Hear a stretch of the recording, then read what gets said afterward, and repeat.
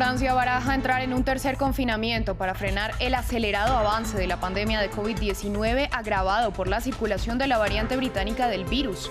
El principal asesor científico del gobierno señaló que el confinamiento debería iniciar en febrero. De lo contrario, habría una situación extremadamente difícil a mediados de marzo. El presidente de México, Andrés Manuel López Obrador, se encuentra bajo tratamiento médico tras dar positivo por coronavirus. El mandatario de 67 años reportó síntomas leves, pero preocupa a los expertos por su historial de problemas cardíacos. El contagio se produjo en la semana más letal de la pandemia para México, que ya roza los 150,000 muertos. Se cumple el 10º aniversario del inicio de la revolución egipcia, parte de la primavera árabe que sacó del poder a Hosni Mubarak. A 10 años de las masivas movilizaciones, el país vive bajo la sombra del gobierno militar de Abdel Fattah al-Sisi, que llegó al poder tras el golpe de Estado en 2013. Tenemos información desde El Cairo. Gracias por continuar con nosotros en France 24. Soy Valentina Torres Sánchez. Iniciamos este informativo en Francia, donde el avance de la pandemia de COVID-19, agravado por la presencia de la variante británica, ha forzado al gobierno a discutir un posible tercer confinamiento.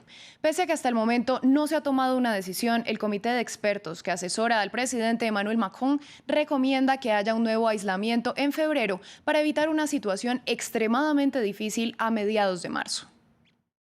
Estamos todos muy preocupados porque sabemos que esta variante británica se va a instalar y si llega a un punto significativo en la epidemia, con una alta circulación del virus, serán las peores consecuencias. Así que es verdad que estamos viendo la información en una base diaria para saber cuándo es el momento apropiado para un confinamiento. Usted sabe que ahora somos lo suficientemente afortunados por poder predecir las cosas en el último año. Una vez que hay números exponenciales, no se puede parar nada. Hoy, gracias a los modelos de los epidemiólogos, podemos predecir tan pronto como la base de la curva. Así que tenemos que tomar medidas tan pronto como sea posible para evitar el golpe y evitar un pico alto. Pero no tan pronto tampoco, porque usted sabe cuán terrible es el confinamiento para todos. Y desde París, nuestra corresponsal Erika Olavarría nos da más detalles al respecto. La situación sanitaria en Francia del COVID-19 está estabilizada. Desde diciembre del año pasado hay 24.000 nuevos casos diarios, 500 decesos diarios en promedio, obviamente. Sin embargo, en la población hay un rumor de que va a haber un nuevo confinamiento y esto porque el presidente Emmanuel Macron debe presidir el próximo miércoles un tercer gabinete sanitario desde que se inició la pandemia y parece que el gobierno está muy presionado, sobre todo por los científicos, para decretar un nuevo confinamiento. Ellos tienen miedo de las nuevas variantes de COVID-19, sobre todo de la británica, y no quieren tener una crisis sanitaria como la que está viviendo el Reino Unido. Pero el gobierno está preocupado de la reacción social que puede generar un nuevo confinamiento y de la reacción económica. Por lo mismo, el Ejecutivo está esperando los resultados para ver qué efectos ha tenido el toque de queda a las 6 de la tarde que estamos viviendo en Francia y también para ver con qué rapidez se contagia efectivamente en Francia la nueva cepa. Lo otro es que el Ejecutivo francés tiene seguro es que de hacer un tercer confinamiento, las escuelas seguirían abiertas.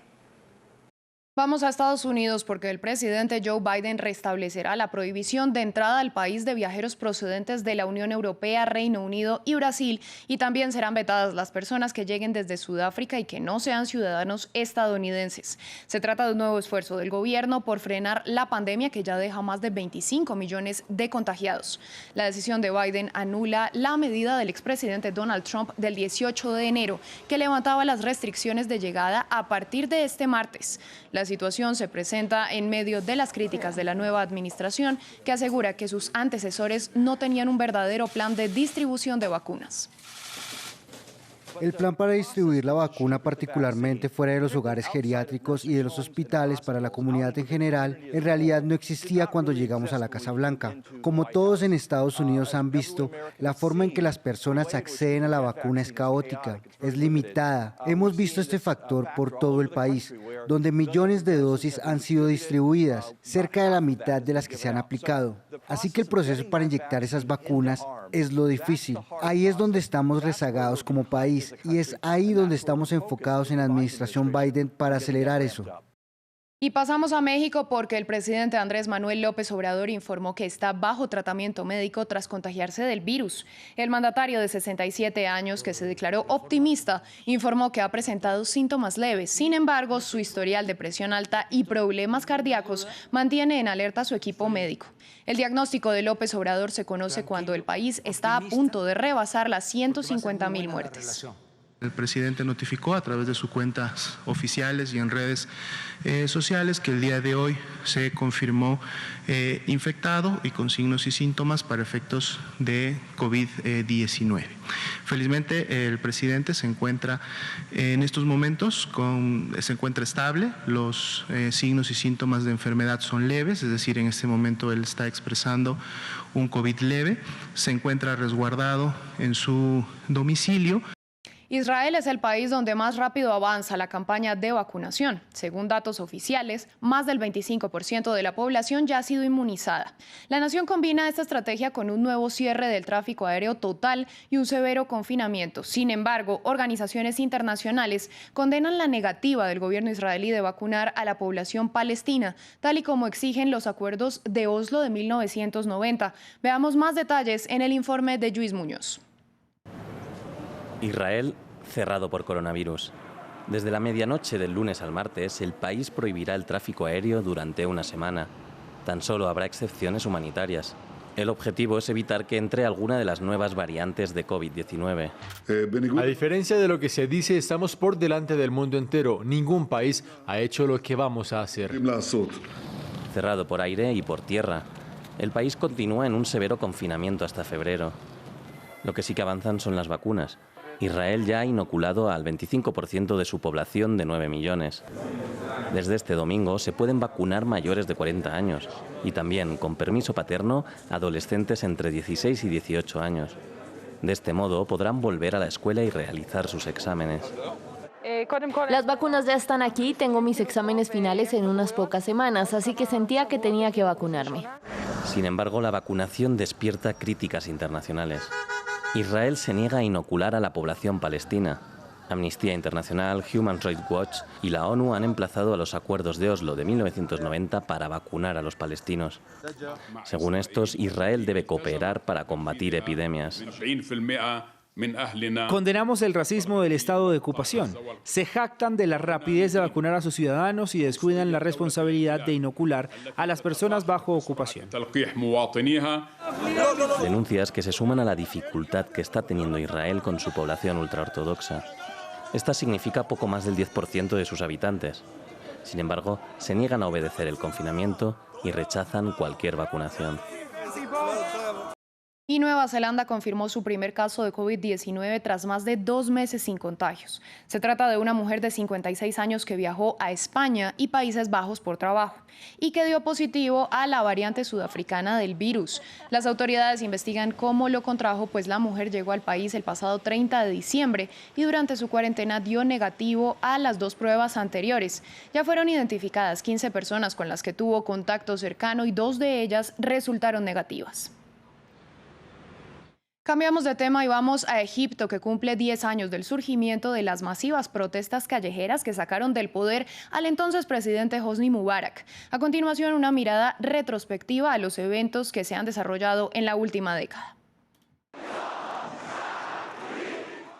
Plaza Tahrir, el corazón del levantamiento popular de Egipto. A partir del 25 de enero de 2011, miles de manifestantes se reunieron bajo la atenta mirada del ejército, pidiendo un cambio inmediato durante lo que llamaron un día de rabia. Bajo la creciente presión de las protestas callejeras, el presidente Hosni Mubarak renunció y salió del Cairo con su familia el 11 de febrero. Espero que algún día esta revolución de enero pueda traernos lo que hemos pedido: pan, libertad, justicia social y dignidad.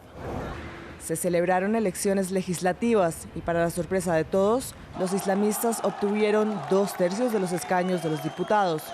En un punto de inflexión histórico, el candidato de los hermanos musulmanes, Mohamed Morsi, se convirtió en el primer presidente elegido democráticamente. Morsi prestó juramento el 30 de junio de 2012, solo unas semanas después del juicio sin precedentes de Mubarak. Pero este breve experimento de democracia terminó en julio de 2013, con el derrocamiento y arresto de Morsi. A pesar de las protestas en las calles, un nuevo régimen autoritario respaldado por el ejército tomó el control en mayo de 2014. Con el 97% de los votos, el exministro de Defensa, el general Abdel Fattah al-Sisi, fue elegido presidente. El Parlamento adoptó rápidamente una nueva constitución que fortalecía los poderes del ejército. Un al-Sisi envalentonado lanzó una feroz campaña para reprimir las voces disidentes. Las ONG denunciaron violaciones a los derechos humanos tras la detención de miles de partidarios de Morsi. Una década después de la revolución, a pesar de una mejora en la economía, las ambiciones democráticas de Egipto aún no se han cumplido, pero su economía ha recibido un impulso. Para ampliar esta información conectamos con nuestra corresponsal en El Cairo, Nuria Tezón. Nuria, buenos días. ¿Cómo conmemora Egipto los 10 años del inicio de la revolución? De ninguna manera.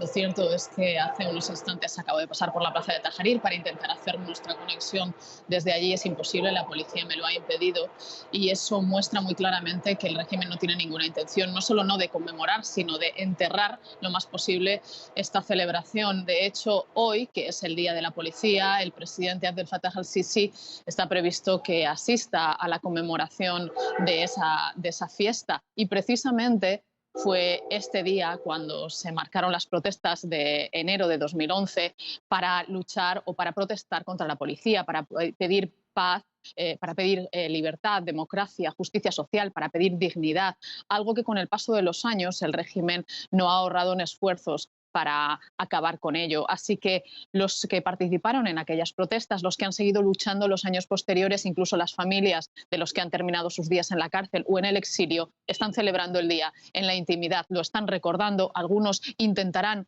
caminar por la plaza, aunque será muy difícil porque las fuerzas de seguridad tienen toda la zona controlada desde hace varios días.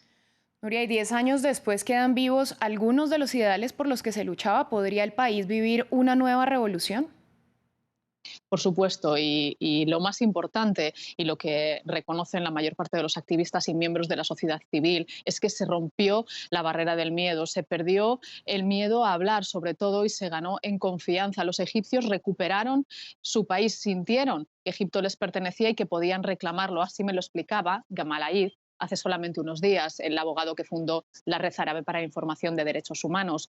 Pero además, muchos otros activistas, como los que estáis mostrando en estas imágenes, acabo de ver a Sana Seif o Alaa Abdel Fattah, siguen luchando, siguen protestando para que las demandas del 25 de enero se vuelvan a conseguir, se vuelvan a mantener y si al menos se consiga pedir, a pesar de la represión y a pesar de la connivencia o de la complicidad de Occidente, que sí respete los derechos humanos. Es muy importante recordar que una de las principales demandas de aquellos días fue la dignidad y la justicia social, algo que no se ha conseguido, a pesar de que se produzcan leves mejoras en la economía. La situación de los egipcios es dramática.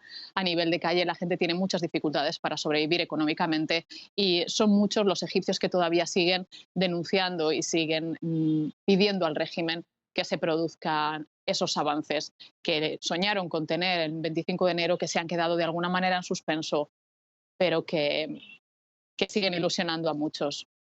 Nuria, muchas gracias por toda esta información y este análisis. Y ahora vamos a Europa, porque fuentes diplomáticas indicaron que Turquía y Grecia retomaron negociaciones que buscan resolver la disputa marítima que mantienen ambas naciones en el Mediterráneo Oriental por la explotación de hidrocarburos. Ambos países son integrantes de la OTAN y han llevado a cabo 60 rondas de conversaciones entre 2002 y 2016 con muy pocos avances. A principios del mes, ambas naciones acordaron retomar los diálogos en Estambul, lo que fue considerado una muestra del interés de Turquía en mejorar sus relaciones con la Unión Europea, que apoya a Grecia en esta disputa. Finalizamos en China, donde las autoridades informaron que encontraron los restos de 9 de los 22 mineros que habían quedado atrapados tras una explosión en una mina de la provincia de Shandong el pasado 10 de enero. Ayer, 11 de ellos fueron rescatados sanos y salvos y ya se había confirmado la muerte de uno de los miembros del grupo. Con el hallazgo se eleva a 10 el número de fallecidos y aún se desconoce el paradero y la suerte de uno de los mineros. Fin del informativo. Recuerden que pueden ampliar toda la información en nuestra web france24.com.